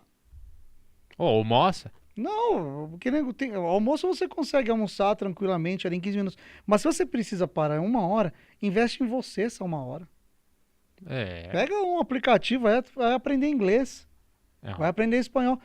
São Paulo, o que mais tem é estrangeiro pegando aplicativo. É uma boa. Ninguém tinha trazido esse ponto, que legal. Olha, fiz muito network fazendo aplicativo, viu? Peguei bastante passageiro estrangeiro que inclusive me chamou depois. E aí, Thiago, eu sei que não se aplica a todos os carros, mas uma das grandes virtudes que é destacada para mim é o fato de um Dolphin entrar no Uber Black, que ganha bem mais. Mas isso por quê? Porque como você tem um espaço menor para o motor, você consegue aumentar a área para o passageiro, a área útil. Ou seja, ele é um hatch com ótimo espaço interno. E isso você consegue reproduzir em qualquer outro elétrico que nasceu elétrico. Tem alguns casos que são adequados, sim, né? Sim. O próprio EV40 é o caso. Mas quando o carro nasce de um projeto elétrico, você vai ter Ele é um mais trecho espaçoso. muito maior. Ele é mais espaçoso. E vamos tocar nesse assunto, é um assunto interessante. Eu tava pensando nisso hoje, ontem eu tava pensando nisso. Os motoristas são essenciais para essa eletrificação, não são? Sim, e vou te falar que eles são essenciais e, na verdade, eles são uma peça-chave. Porque se você não tiver um motorista, quem vai dirigir o carro? Para começar é isso, né? É o cliente da empresa. Ou seja, o motorista é o motivo de existir uma montadora, Sim. né? E uma Mas coisa... eu digo os motoristas de aplicativo. Então, mas é isso que eu quero dizer. Eles são essenciais porque são os primeiros que vão comprar. Tá. Pensa, se a conta fecha mais cedo para quem trabalha, é o maior público que você vai ter para venda. Porque é o que mais vive o carro. Exato. É o cara que mais vive o carro, inclusive é o cara que mais vai te dar feedback sobre a experiência com o carro. E não só motorista de aplicativo de passageiro, mas o de entrega. O de entrega também. Exatamente. E aí, conversando principalmente com os motoristas, seja de entrega ou de transporte de pessoas, né? Não de coisas, é nítido que o cara chega mais tranquilo em casa, mais descansado, menos estressado, porque você tira os principais fatores de estresse, que é o barulho, que é a tensão, sabe, de um carro que não sobe a ladeira. Tem que pensar, se comparar com um carro manual, então. Pois é, gente, não tá nem falando de troca de marcha. A vibração, entendeu? Porque uma coisa é barulho, outra coisa é a vibração que você sente do carro. E você também tem que pensar que esse cara também vai reaprender a dirigir e vai baixar um pouquinho ali o estresse dele. Porque ele vai começar a entender que dirigir de uma forma mais tranquila, não abusar das frenagens nem das acelerações, vai fazer com que a condução dele seja mais eficiente. Ou seja, ele vai se tornar, inclusive, um motorista mais consciente. E aí vai além. Imagina você num estacionamento sabendo que a pessoa não te ouve. Uma pessoa de idade, uma criança ou qualquer outra pessoa andando por um estacionamento de shopping. E você sabe que seu carro não vai chamar a atenção dela quando estiver passando. Você começa a ter consciência que você precisa prestar mais atenção nas pessoas ao redor e ter um cuidado adicional. Legal. Eu espero que as pessoas tenham, né? Eu falo muito isso porque eu frequento muito concessionária, né? Eu participo de muito evento em concessionária. É uma das coisas muito legais que eu faço. E assim, é muito comum a pessoa chegar na loja e falar, eu vim aqui porque eu peguei um aplicativo e a pessoa elogiou o carro muito, falou da empresa, conheci a empresa, da tecnologia, e eu vim na loja conhecer porque eu gostei. É muito comum. Eu vendi muito carro, assim. Então, eu noto que uma grande parte das vendas vem desse cenário, sem falar que às vezes a pessoa tá meio em dúvida, ela usa aquilo para ter uma afirmação, ela vai e testa o produto de volta, né? E ela tem a oportunidade de perguntar para quem usa as perguntas mais capciosas. E a bateria? E a autonomia? É E como verdade. que você faz para carregar? E quanto que você paga? Se você chegar num vendedor, não tô dizendo que o vendedor vai mentir para você, mas ele talvez Ele vai vender o tentar produto. ele vai te dar a melhor resposta. Exato. Agora, quando você pega um cara que vive daquilo e não ganha com aquilo, Ele dá uma opinião bem embasada. ele vai dar opinião crítica, inclusive. Claro. Ele vai falar pra você, é ruim ou não é. Aliás, dificilmente ele vai falar que é ruim, porque senão ele não estaria mais com o carro. É que eu acho que na experiência de um eletrificado, a principal dúvida é como a rotina da recarga, do uso. Isso é o que mais muda na vida da pessoa, né? E eu vou te falar que as principais perguntas, elas têm mudado. Ah, é? Porque a primeira pergunta que faziam pra mim em 2019, 2020 e a autonomia? Quanto tempo demora pra carregar? E aí depois começou, e o preço? Como é que você faz para carregar? Como é que você faz para fazer uma viagem maior? Agora já tá partindo pro e a bateria não pega fogo? Esse é outro tema. Mas isso é muito verdade, Thiago. E eu participei até de uma apresentação, até da GreenV com a Porsche, quando eles divulgaram a infra de recarga deles. E o CEO da Porsche destacou que em pesquisa com os clientes, as perguntas mudaram mesmo. Há uns anos, quando eles lançaram os primeiros carros deles, as primeiras perguntas eram autonomia, autonomia, autonomia, autonomia. Hoje a pergunta já é, e onde é que tem o carregador? Onde é que faz a recarga? Porque ele já sabe que se tiver bateria, autonomia é boa. mas tem que ter lugar para carregar. E vai chegar um momento que eles não vão mais perguntar isso, porque não vai fazer mais sentido. Que já vai estar tão, assim, consolidado no mercado, que eles vão ver naturalmente, mesmo não usando. Por exemplo, eu nunca tive um veículo a diesel, mas eu tenho uma ideia como que é ter um veículo a diesel. Entendeu? A pessoa nunca teve um carro elétrico, mas ela já tem uma ideia, porque já está consolidado, já tem bastante informação no mercado. A maior pergunta que vai ser daí, a partir daquele momento é: qual carro você gosta mais? É Entendeu? verdade. Qual que é a diferença de um para o outro? Não, isso aconteceu muito comigo. Eu lembro que no início da Electric Car BR, assim, todo carro elétrico era legal. Hoje a pessoa já quer uma opinião do carro em específico, o produto, porque ela já está convencida de ter um carro elétrico. Agora ela está vendo quais modelos mais atendem à realidade dela. Então já houve uma mudança, porque antes, poxa, tinham poucas opções no mercado, então tudo era novo, tudo era atrativo. Agora a questão é, qual modelo eu escolho? E vou te falar que tá partindo muito de qual modelo para o pós-venda. Ah, isso O sim. pós-venda eu acho que ele vai ser cada vez mais decisivo. Concordo. Concordo, e eu acho que um grande exemplo disso é a própria Toyota.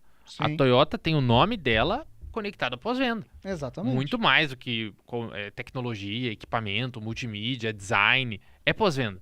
Como diria o Sérgio Habib, né? A gente tem que falar dele, que ele fala que quem tem Corolla não gosta de carro. Gosta do... Gosta de ter o carro funcionando, não do carro em si. Sim. Entendeu? Convenhamos, não é que é um carro ruim. Pelo contrário, ele é um carro bom. Ele não é mas não é um carro de apaixonante, né? sentimento. Ele não é Isso. apaixonante. Você olha pro carro e fala, Exatamente. nossa, eu quero ter esse carro. Nossa, olha, você viu aquele Corolla passando, que lindo? Nunca vi alguém falando isso. Mas todo mundo fala, Corolla não quebra, É verdade. entendeu? E, de certa forma, a confiabilidade é grande, né? Sim, sim. Eu, falar a verdade, eu nunca tive Toyota, eu tive Honda. Ah, é? Ele era um carro também confiável, mas quando quebrava, Era caro? era caro. Eu vendi o carro pelo preço que eu fiz o motor dele. Olha só. É. Mas aí, você falou de carro, vamos falar de carro um pouco, antes da gente chegar num outro ponto que é infraestrutura, bateria pega fogo, bombeiro e tudo isso que envolve esse mundo. Você trocou o seu Jaque EV40 por um GAC, Troquei a letra do J pro G. um GAC Ion Y. E o- O Ion Y. E assim, trocou no momento em que hoje você poderia ter comprado um BYD, um GWM, um Geely, um Omo. Moda. Tem várias opções. Aliás, o engraçado é que a gente foi no evento lá da Geely, Aham. no dia que eu peguei o GAC. Eu lembro, você me Então, falou. Eu fui com um carro novo no evento de carro novo. Mas aí, Thiago, o que você... Aí, com todo esse conhecimento, com toda essa vivência, o que você priorizou para comprar um carro? O que mais você valorizou no elétrico hoje? O que você olhou do mercado entre os vários modelos? Como foi isso? Bem, o meu filtro foi a questão de saber o que eu precisava do carro. Precisava de mais autonomia, precisava de uma recarga mais rápida, precisava de mais espaço e eu queria um carro mais conectado ou com mais informações na multimídia. Tá. Isso não é obrigatório, Mas você queria. mas eu queria. Então, esses 3 pontos eu conseguia em diversos carros. Conseguia no BYD One Plus, conseguia no Volvo X30, conseguia no Omoda E5, e aí veio a GAC, veio a Geely. Ou seja, o meu problema era escolher o carro. Eu imagino. Então, aí, como que eu escolhi o carro? Qual consigo pagar? Virou o negócio. Virou negócio. E aí eu fechei com a GAC, porque eles tinham exatamente um carro que me entregava tudo que eu queria pelo preço e condição que eu conseguia pagar. Quanto que é o preço de tabela dele? Eu peguei por 184.900. Hoje o Elite, né, que é a versão que eu tenho, ele tá 189.900. Tá. Só que vamos lá. Eu acho que é o único carro no mercado, na disposição que tem, que é uma minivan.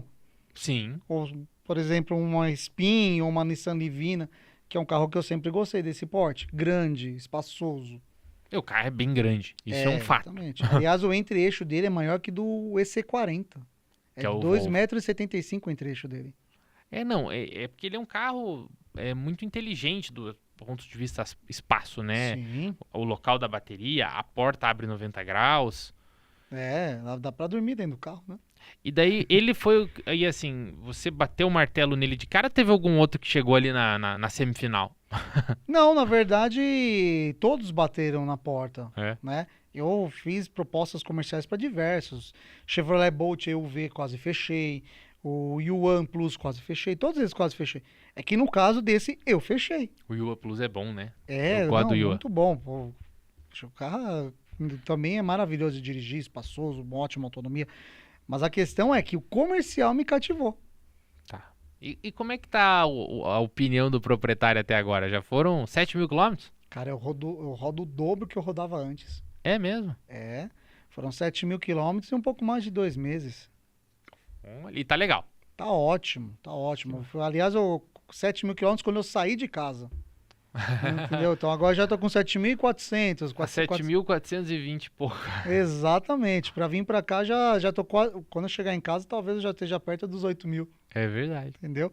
Então é um carro que tá me atendendo muito bem e me levando para casa mais rápido.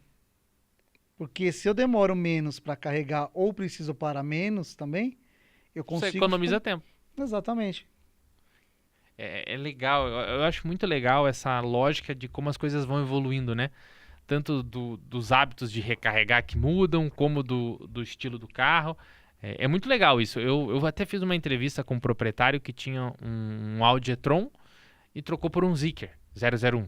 Em que o Zeekr é muito mais novo de projeto que o Audi, né? Os Audis novos também estão nesse patamar. Mas ele falou, poxa, Matheus, eu ganhei 200 quilômetros de autonomia. Pô, muda a vida, né?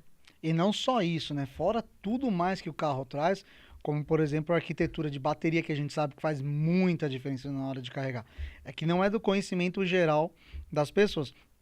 Mas até uma coisa interessante de você avaliar quando for comprar um carro.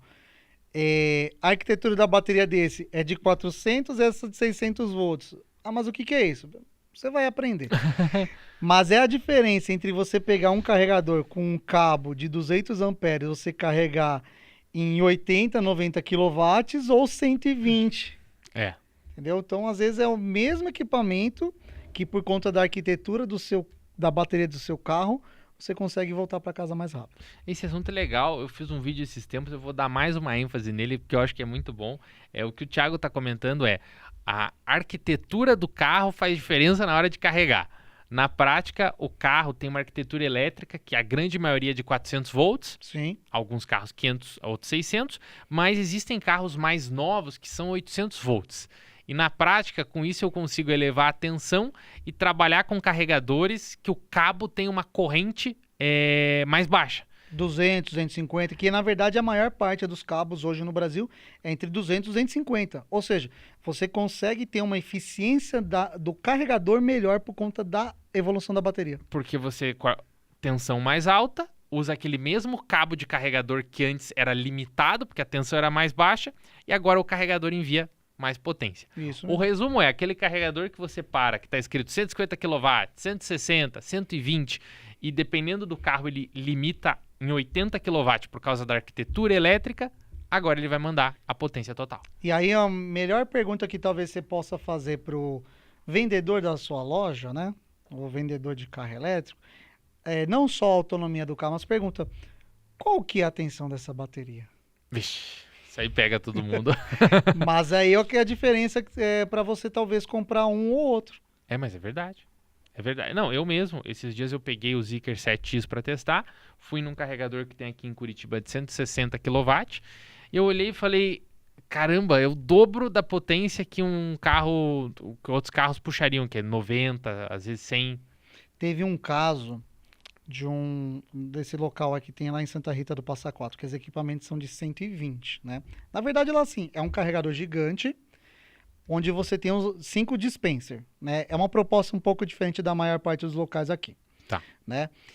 E chegou uma Porsche Macan que bateu 170 quilowatts. Caramba. Foi a maior potência que a gente atingiu naquele local com uma Porsche Macan. Porque a Macan nova já tem arquitetura de 800 volts. Exatamente. Até então o recordista era o BYD Seal, que era 120, 130 quilowatts. Aí com a Macan e essa bateria de 800 volts. E assim a gente vai evoluindo. Mas falando em evolução, vamos falar do oposto disso. Vamos falar das confusões, né, Thiago? Você falou que você não tem carregador em casa ainda, porque o condomínio leva várias questões em conta, né, e as dificuldades. E a gente tem um cenário hoje que as pessoas têm medo que a bateria pegue fogo, que o carro pegue fogo, que você tenha um problema no prédio. Você vive esse mundo. Qual a tua visão desse mercado? O que a gente pode trazer para as pessoas realmente sobre esse assunto? A visão do mercado que eu tenho é que a fofoca fala mais alto que a razão. Porque tudo isso começou com alguém que disse que se você carregasse um carro, ele teria maior chance de pegar fogo. Tudo isso surgiu, e eu posso dizer que é um achismo, mas está muito bem próximo da realidade. A cidade de São Paulo tem uma lei municipal que exige que os novos empreendimentos tenham a opção de carregamento em seus estacionamentos, tanto residencial quanto comercial. E aí eles chegaram um dia no Corpo de Bombeiro e perguntaram: o que eu preciso mais de equipamentos de segurança por conta desse carregador? Aí o bombeiro assim, não tinha pensado nisso. Vamos estudar. E nesse vamos estudar, eles procuraram quem, em geral? Quem vende equipamento. Quem vende equipamento quer o quê? Vende equipamento. Olha, você vai precisar disso, por causa disso. A ponto de a primeira audiência pública, né? No caso, a primeira sugestão que eles trouxeram de texto para segurança em recargas, em edifícios, era focado no carregador, onde eles alegavam que o momento do carregamento era onde trazia mais estresse para a bateria. E não é necessariamente isso. Tanto que números como, por exemplo, da EV Fire Safe, que é uma instituição australiana que estuda globalmente esses acidentes, o menor índice de acidentes acontece no momento da recarga ou uma hora depois.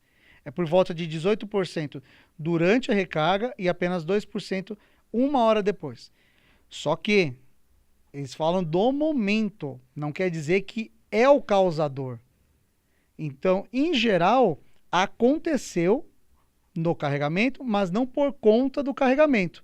A maior parte das ocorrências que aconteceram, e que também nem foram tão grandes assim, aconteceram por conta de falhas de produção, um erro na bateria, na célula, ou, no caso, acidentes. Que qualquer carro vai pegar fogo num caso assim, né? E aí, falando de números, para achar que acontecem vários, existem estudos que mostram que a cada 100 mil carros, 25 elétricos pegam fogo, que acaba sendo 61 vezes menor que a combustão. Então, você tem muito mais casos de incêndios a cada 100 mil carros no combustão e depois no híbrido, porque você soma as duas questões ali, do que no elétrico. Então, o elétrico não é um problema de segurança. Ele só é um problema de desconhecimento. Só que o ser humano, ele prefere banir o desconhecido do que entender. E aí criou-se um medo muito grande, que a gente sabe, né? A chance de realmente um incêndio é muito baixa, né, Thiago? É muito baixa. E outra coisa que se pregou para justificar isso, mas se acontecer, eu não vou saber lidar. E a gente já sabe como lidar. É porque é o que eu falei até num vídeo que eu postei há pouco tempo, né? Esses medos a respeito do carro elétrico, eles já são antigos pro resto do mundo, né? Você pegar Estados Unidos, pegar a China, pegar a Europa, que já tem carros rodando uma quantidade ok há bem mais tempo que o Brasil, as pessoas já tiveram o momento de se preocupar com isso e hoje o próprio Corpo de Bombeiros de todos esses locais sabe lidar. Pois é. E, inclusive... Sabe lidar nas exceções, que vale dizer que isso não é regra, né? Isso não é regra. Mas a questão é que sabe lidar. Sim. E existem técnicas diferentes? Existem, mas no final das contas é água. É. Fala assim, tu vai tomar choque? Meu amigo, o cara tá cheio de equipamento, de EPI, isolamento ali. Então ele vai saber lidar. A questão é que se você não sabe como lidar, qualquer coisa, até um fogo na panela, vai causar um acidente muito grave. Entendeu? A questão é que faltava o conhecimento. Só que tudo que é desconhecido eu quero evitar. E quando a gente, como associação, trouxe essa informação para eles da Noruega, dos Estados Unidos, Alemanha, China, a ideia do corpo de bombeiros já mudou um pouco, Sim. entendeu? E eles perceberam... Eles ouviram, né? Não é que eles nem perceberam que o problema era a garagem, eles queriam aproveitar um momento para aumentar a segurança da garagem, utilizando o carro elétrico como um chamariz. Só que isso acabou gerando uma discriminação. Sim. Aí agora o discurso realmente é mais conciso, que é precisamos melhorar a segurança das nossas garagens, independente da tecnologia. Claro, eu entrei nesse assunto até com um amigo nosso, o Rogério, em que a gente tem que ter mais segurança no estacionamento do shopping, no estacionamento do mercado, no estacionamento do prédio grande, comercial e tudo, mas não por causa de um carro, pelo geral. Até porque, e aqui eu trago um exemplo que, enfim, eu acho que é interessante como contexto, as pessoas pensam muito em bateria. Mas um carro a combustão tem líquido inflamável e existem casos de acidente, você pode pesquisar, que o líquido, o combustível, escorre e pode alastrar um fogo com mais facilidade até do que um veículo com bateria. Na verdade, esse é a primeira preocupação de um bombeiro. Tá? Eu fui bombeiro. Ah, é? Fui bombeiro por 10 anos. Bombeiro civil, mas bombeiro. E a maior preocupação no caso de um incêndio, não princípio de um incêndio com líquidos inflamáveis em geral, é conter para que ele não se espalhe. Por isso que, em geral, quando você vê na pista algum acidente, você vê sempre serragem e areia, para evitar que aquele líquido inflamável ele escorra. Você lembra até recentemente, teve aquele acidente aqui na Regis, onde um caminhão tombou e aí o líquido foi escorrendo. Foi em Santa Catarina. Santa Catarina? Ah, não foi no Paraná, foi em Santa Catarina, isso mesmo. Eu acho que foi na 101. Na 101? Eu acho. Então, veja, foram mais de 20 veículos incendiados pelo líquido escorrendo. Entendeu? Então, a bateria vai pegar fogo, vai chegar a uma temperatura assim. Tá, mas vamos lá. Por que a bateria ela chega a uma temperatura tão alta? Porque a célula ela tem uma resistência. Então, para ela chegar a pegar fogo, ela já está há muito tempo aquecendo. Sim. Então, uma coisa que é até bom para o bombeiro é que ela demora para pegar fogo, que é o tempo de reação. O caso de um líquido inflamável, ele é volátil, ou seja, ele pode pegar fogo à temperatura ambiente. A célula não. A lógica, Thiago, até para a gente não criar grandes tumultos, né, é que a chance de um carro a combustão pegar fogo, de um carro elétrico pegar fogo, o carro elétrico é mais baixo, mas ainda assim, ambos é muito baixo. Sim. Em ambos os casos, você consegue ter o controle. E o que a gente não precisa é criar uma regra que faz você ter que se mudar do prédio para ir para um prédio novo porque você precisa botar um carregador. Ou porque você tem um medo criado por, enfim, informações que não são verídicas. Agora, o que eu trago com maturidade aqui, exceções acontecem. Sim. Porque tudo, é igual se perguntar para um bombeiro, o que pode pegar fogo? Tudo pode pegar fogo. Tudo pode pegar fogo. Então, Até a água pode pegar fogo. Ah, é? Pois é. Mas então, tudo pode pegar fogo. E qual é o ponto? A gente não tem que criar uma barreira no mercado. E aqui eu relembro que você teria que se mudar para ter um prédio com carregador, ou pior, você vai ter que comprar qual carro então? Porque qualquer carro, daqui a um tempo, vai ter uma bateria. Assim, na verdade os carros já têm, mas se você for ver, a eletrificação, mas ao menos híbrido leve os carros vão ser. Com baterias de lítio. Todo carro com start-stop já pode ser considerado híbrido. Então essa eletrificação vai acontecer. E a gente não precisa ter barreiras para você pensar onde morar ou para comprar um carro. A gente tem que ter a solução racional. Vai ter um projeto de garagem, o que pode ser feito, o que comporta na construção, o que não vai trazer um custo tão elevado. Essa é a minha visão. Não, eu concordo plenamente. A questão é que você não pode banir um produto porque você não conhece. Se informe. E a gente vê Estados Unidos, China, Europa, falamos, né? Se você for viajar, qualquer um de vocês for viajar, você vai ver que tem várias garagens com carregadores no subsolo, carregadores um ao lado do outro. Existem regras, porque tudo tem regra, mas nada é olhando para o lado, puxa, vamos impedir, vamos contra. É para o lado, não, tá bom, vamos ver qual solução é viável.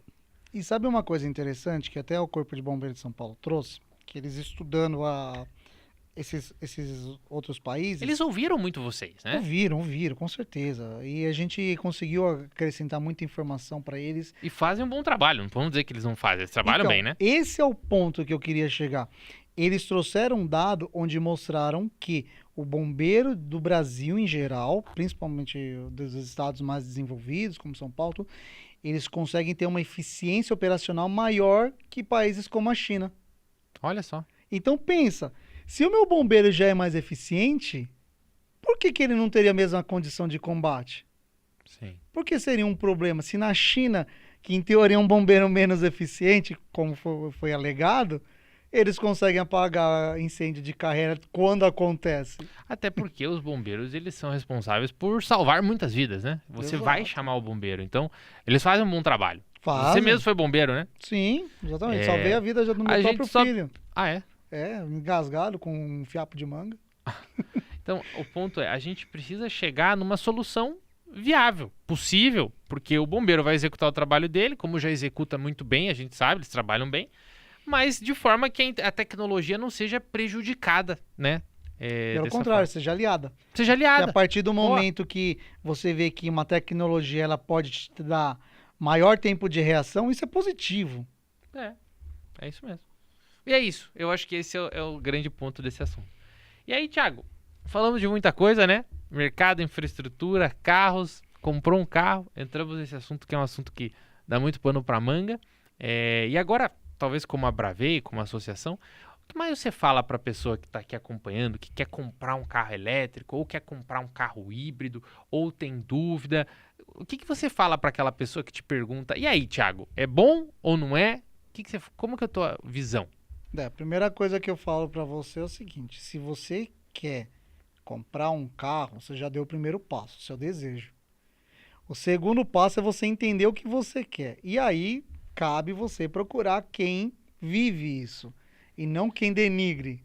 Não se informe por aquela pessoa que só está falando mal. Procure aquela pessoa que usa, principalmente.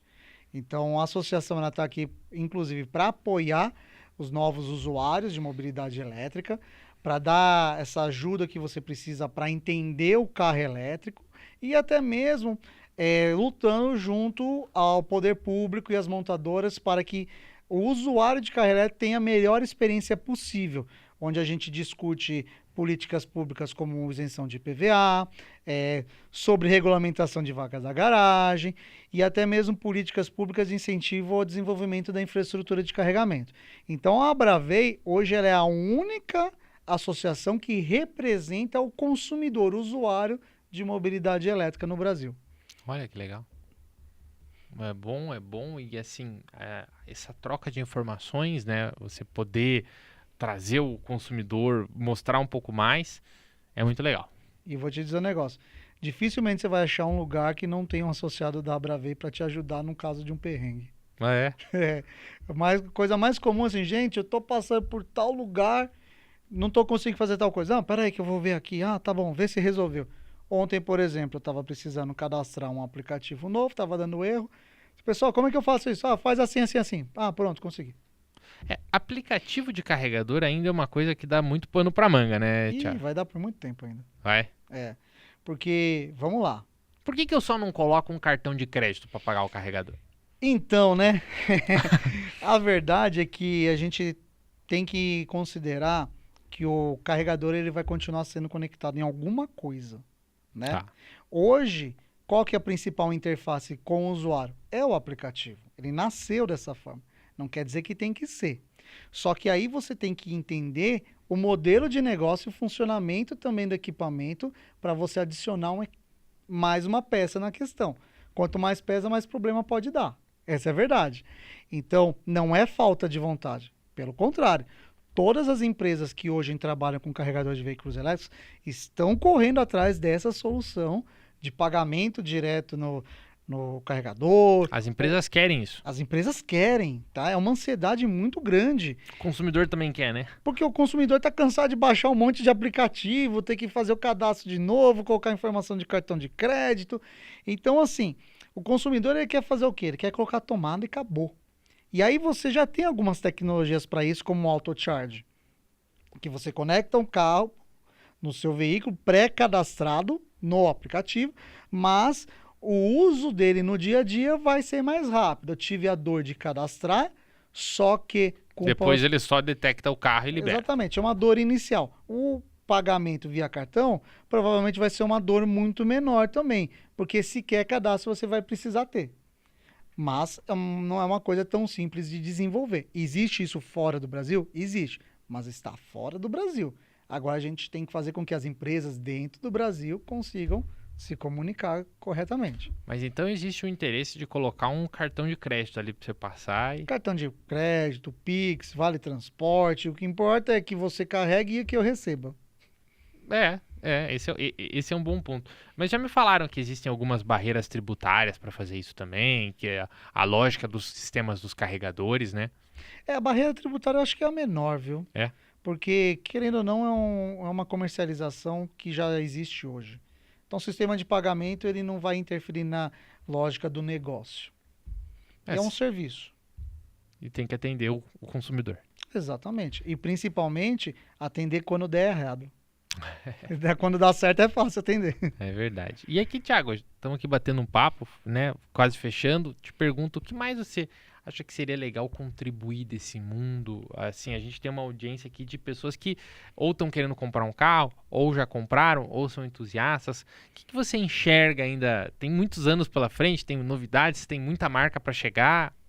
Vamos lá, a gente está falando de um mercado que, em teoria, está começando agora. Ou seja, tem 10 aninhos apenas. Não chegou nem na adolescência. E se você for pensar que a evolução ela é constante e cada vez mais acelerada, quanta coisa não muda por exemplo, de um iPhone 16 para um 17? Né? De um ano para o outro. Mesma coisa são os carros. Então, o que a gente viu há 5 anos atrás já não é mais realidade hoje. Você tem uma base consolidada que aí o futuro só a Deus pertence.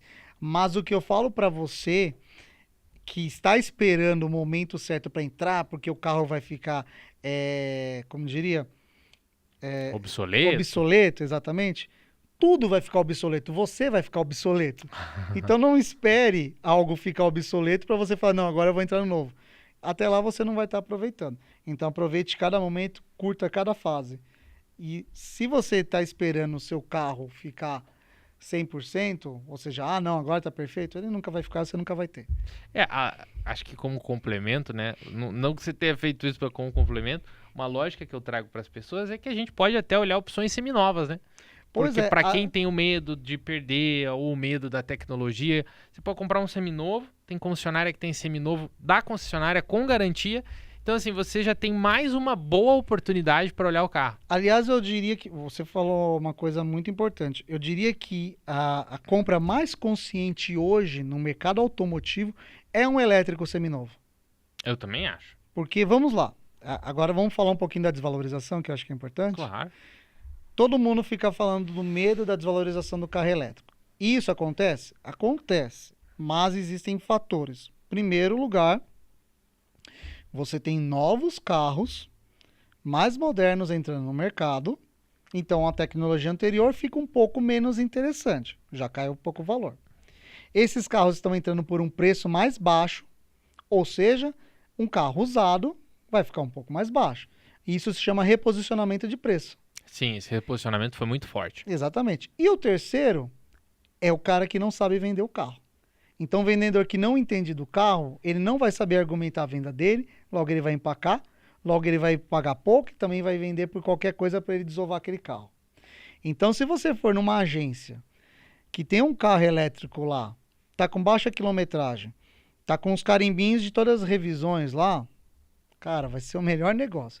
Agora, se você quer um negócio seguro também e que seja bom para os dois lados, compra direto da pessoa.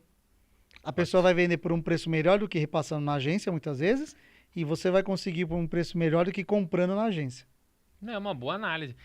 A conta da desvalorização, já que a gente entrou nesse tema aqui nos nossos finalmente, é de que a desvalorização ela tem alguns cenários. Na minha opinião, o carro elétrico de entrada, ele já está até bem estabelecido e esse não cai tanto. Você pegar o mercado do Dolphin, do BYD, do GWM Ora, são carros que têm um mercado bom. Eu peguei todos os indicativos e o que desvalorizou é muito perto de vários carros a combustão do mesmo preço. Eles estão muito próximo do piso do que seria um carro zero hoje no Brasil. Então, esse mercado vai bem. Esse mercado afetou os elétricos de entrada anteriores. Sim. Que também eram carros bem mais caros, alguns com preços errados, e isso teve um impacto inquestionável.